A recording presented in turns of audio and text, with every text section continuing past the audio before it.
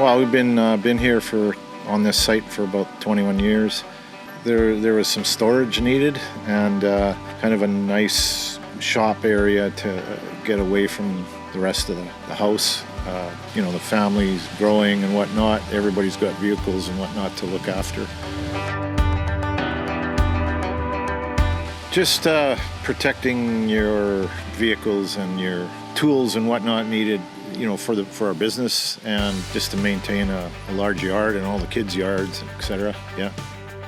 Close the door and my wife doesn't have to see it, or less clutter, more organization, and then I actually spend time in here answering the phone and whatnot, and I'm able to smoke cigars in there too, so that's a big bonus.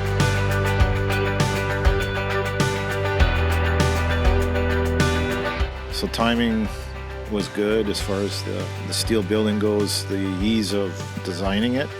So we, was able to move windows around and do whatever. Size, was, there's all kinds of variables that were available with the steel. Obviously it's going to be around forever. There's reputation and timing, speed, and value, right? I'd highly recommend Northern Steel. It's been a good experience. Crews were fast, efficient. Design was easy.